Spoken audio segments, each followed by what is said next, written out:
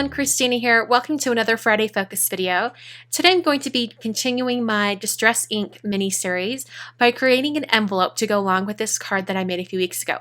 I used the Newton's Nook Newton's Summer Vacation stamp set to make this cute card a few weeks ago, and I thought it'd be fun to use the same stamp set to create an envelope. And because I'm going to be doing a bunch of watercoloring or distress ink water type stuff on the envelope, I decided to use some watercolor paper. This watercolor paper that I'm using is 90-pound watercolor paper, so it's thinner than I usually use, but I wanted it to be thin so that I could use this punch board from We Are Memory Keepers to create the envelope. So I used the measurements that are given on the board and in order to make a 5x5 envelope. And the way you do that is you cut it down to 8 1/8 by 8 1/8 and then put it in the punch board and line it up to 4 1/8. Score along that line around the groove that's on the side of the board and also punch up at the top. And then you rotate it to all four sides and continue to score along that score line and then punch up there at the top. And after that initial score line that you make, you don't have to use the measurement on the top of the board anymore. Instead, you line up the score line with that little kind of pointed piece of plastic that comes out of the punch.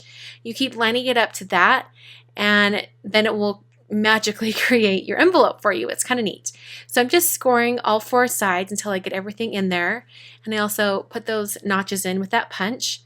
And then you turn the punch board around and you can round off the sharp corners of your envelope. You don't have to do that part, if you don't want to, but I wanted to have those rounded corners, so I went and did that. The reason I'm using like I'm creating my own envelope as opposed to using one that I already have, like some of those envelopes that I showed you guys in my last video, I'm doing that because I'm going to be adding a bunch of water to this. And normal envelope paper just wouldn't hold up to all that water and ink. It would just sort of just disintegrate and look really, really awful. So even though this watercolor paper is quite thin, it is going to hold up much better than regular cardstock. So I'm just embossing in some Hero Arts white embossing powder. I just stamped one of the images from that stamp set. It's the cat. He's kind of lounging on one of those water type, I don't know what they're called, like those little beds or whatever they lay on, in the pool, one of those things. Or I guess it could just be a towel. He's just on the beach or something, but I thought it looked like he was in the water. So because I thought he would kind of look like he was in the water, I thought I would bring in some blue Distress ink. I'm using Salty Ocean, and I'm using the mini Distress ink pads. And they're really cool because the little mini round blending tool, the sponges fit right in the underside of the little square cubes, and so you can store them inside. I think it's just a really good storage solution if you're going to have a different sponge for each color. So I'm just blending on some of that Salty Ocean, getting it on all those little spots, and then I'm bringing in peacock feathers to make it a little bit more of a teal color. And I realized at this point that as I was touching my fingers into the ink, that it was really getting all over my ink. So I took another piece of paper so that I could protect the project while my fingers kept getting all really inky. So that's why I got that extra piece of paper hanging around. So I added the dark blue color, which was Faded Jeans, and then now I'm bringing in some mustard seed, and it's a really, really pretty yellow, especially as you blend it out.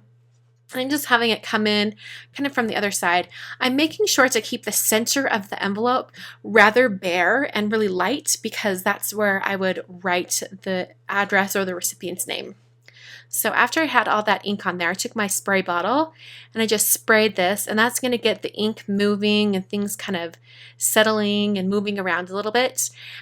You could leave it just regular blended like that and skip this spraying part, but I really wanted the colors to mix a little bit more and have a little bit more of an organic look to it. So I took a paper towel and kind of sopped up some of that water that was collecting at the edges. So I'm just dabbing it into those little puddles and picking up all that water. And then I took my clean paper towel and dabbed it into that kind of top edge of the blue, and it really almost creates little cloud shapes. And it also just softens that top edge and doesn't look like I have a big water line there. I wanted to make sure that it was nice and soft.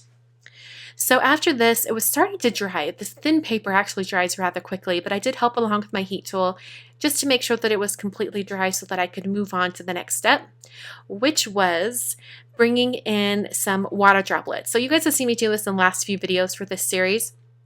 Just adding some water droplets with my hand and spritzing and flicking some water on. It gives it a really cool water look, and I wanted to make sure that it had a lot of interest on it.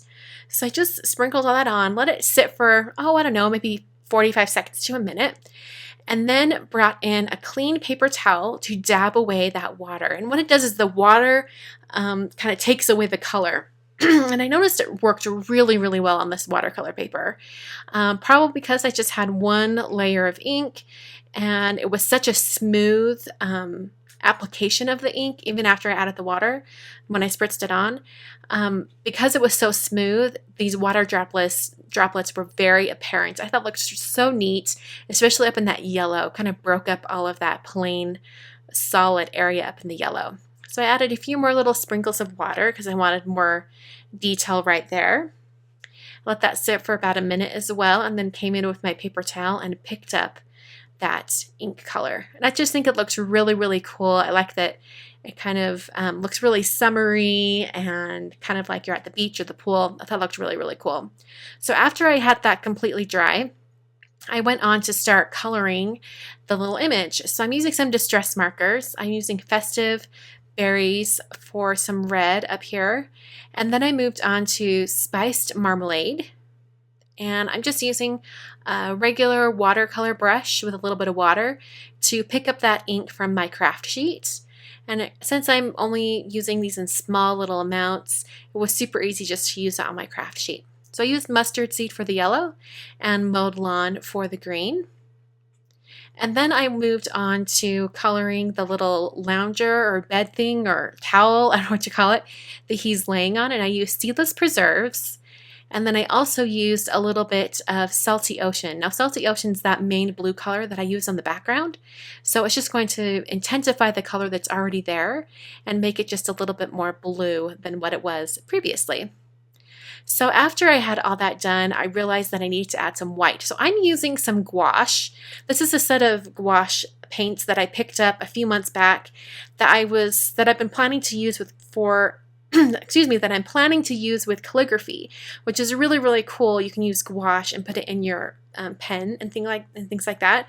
But I thought it would be really nice to use this white gouache because it's very opaque, and I could just paint in the areas where I want the cat to be white. Now, you guys know I always usually paint or color or, I always make every cat look like Manny, my cat, who is black and white. So that's what I'm doing with this one as well. I just painted on that white gouache, and then I used a little bit of Festive Berries mixed in with the white gouache for a pale pink. And I used Black Soot marker for the black on the cat.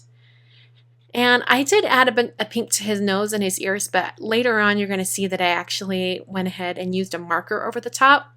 Just used a little bit of worn lipstick because I realized that the pale pink wasn't really showing up, and I wanted to make sure that the pink really came across on his ears.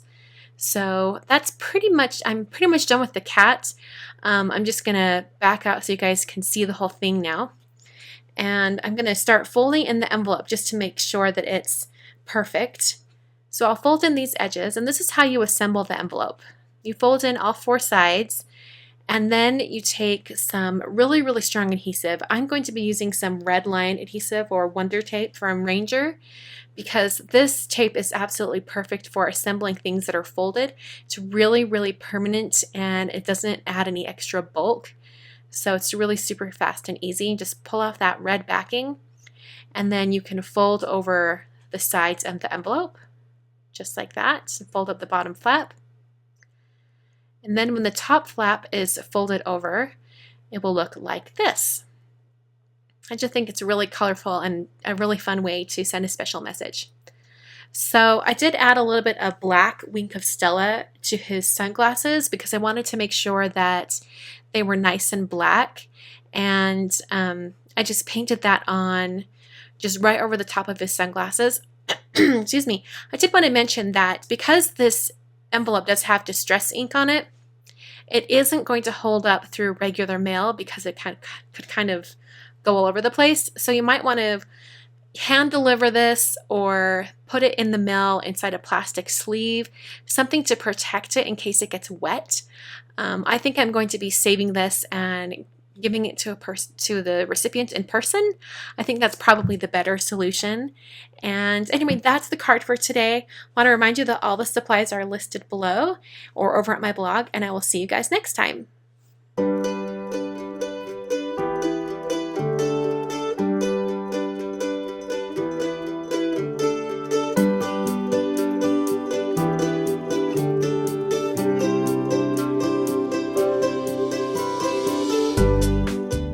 I have 3 videos for you to check out, and they all feature distress ink. So if you're looking for some more distress ink inspiration, click on any of those that are on screen right now. Don't forget to give this video a thumbs up, and you can hit the subscribe button in the top corner. You can visit my blog at kwarnerdesign.com, and also visit me on social media at Instagram, Twitter, Facebook, and Pinterest. Have a wonderful weekend, and I will catch you guys on Monday.